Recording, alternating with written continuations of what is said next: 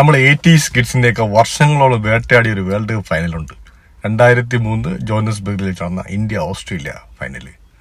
അന്ന് പോണ്ട് കയറി 140 റൺസും അടിച്ച് 359 റൺസും കണ്ട് ഓസ്ട്രേലിയ അടിച്ചത്. ഇന്ത്യ 234 റൺസിന് ആൾ ഔട്ടാവുകയും ചെയ്തു.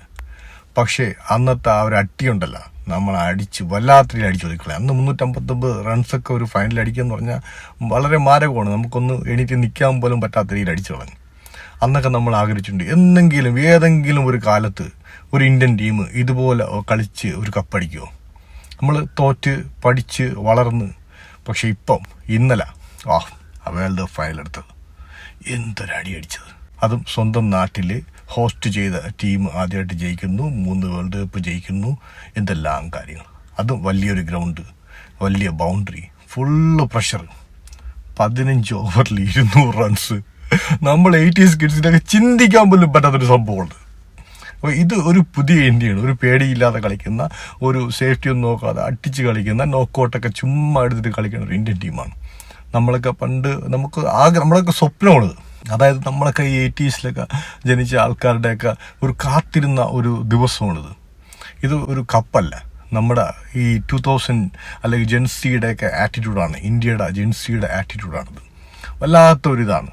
പിന്നെ സഞ്ജുവിൻ്റെ കാര്യം നമ്മൾ എത്ര പറയാലും മതിയാവില്ല. സഞ്ജുവിൻ്റെ ഈ 3 ഇന്നിങ്സ് എന്ന് പറയുന്നത് സച്ചിൻ്റെ ഷാർജയിലെ ഡെസേർട്ട് സ്റ്റോം, അത് കമ്പയർ ചെയ്യാൻ പറ്റില്ല. കാര്യം രണ്ടും കംപ്ലീറ്റ്ലി ഡിഫറെൻ്റ് ആയിട്ടുള്ള സിനാരിയോ ആണ്.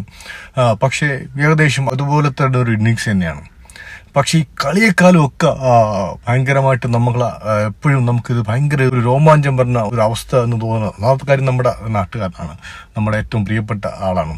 മാത്രമല്ല ഈ ഒരു കംബാക്ക് സ്റ്റോറി എന്ന് പറയുന്നത് വല്ലാത്തൊരു കംബാക്ക് സ്റ്റോറിയാണ്. ടീമിന്റെ 11 പോലും കാണില്ല എന്ന് ഉറപ്പിച്ച അവിടെ നിന്ന് മാൻ ഓഫ് ദ സീരീസ് ആയിട്ട്, അതും വെറും 5 ഇന്നിങ്സിൽ എനിക്കറിയൂടെ ഇനി ഇതുപോലത്തെ ഒരു ഇന്നിങ്സും ഇതുപോലത്തെ ആ ഒരു നിമിഷങ്ങളും സഞ്ജുവിന് തന്നെ റീക്രിയേറ്റ് ചെയ്യാൻ പറ്റുമെന്ന് എനിക്കറിയൂടെ. ഇത്രയും ഗൂസ്ബം മൊമെന്റ്സ് ഒക്കെ I don't know man, but it was electrifying. നമ്മൾ പണ്ട് സച്ചിൻ്റെയൊക്കെ കളി കണ്ടിട്ട് ഇറങ്ങിപ്പോകുന്ന ആ ഒരു സമയമില്ല, അതുപോലത്തെ ആ ഒരു കംപ്ലീറ്റ് ആ ഒരു ഫീലിംഗ് ആണ് സഞ്ജുവും ഇന്ത്യൻ ടീമും കഴിഞ്ഞ 3 മത്സരങ്ങളിൽ നമുക്ക് നൽകിയത്. അബ്സല്യൂട്ട്ലി. അപ്പം സഞ്ജുവിന് മാത്രമല്ല ഇന്ത്യൻ ടീമും, Bumrah is like A legend. Absolutely. എനിക്ക് തോന്നുന്നു ബുംറ റിട്ടയർ ആകുമ്പോഴത്തേക്കും വേൾഡിന് ഏറ്റവും നല്ല ഫാസ്റ്റ് ബോളറായിട്ടായിരിക്കും ബുംറ റിട്ടയർ ആവുന്നത്. ബുംറ ഒരു വളരെ വലിയ ഫാക്ടറായിരുന്നു. അപ്പോൾ സന്തോഷം, വളരെ സന്തോഷം. പുതിയ ഇന്ത്യ, പുതിയ പിള്ളേർ, അടിപൊളി. It was A proud moment, absolutely stunning proud moment.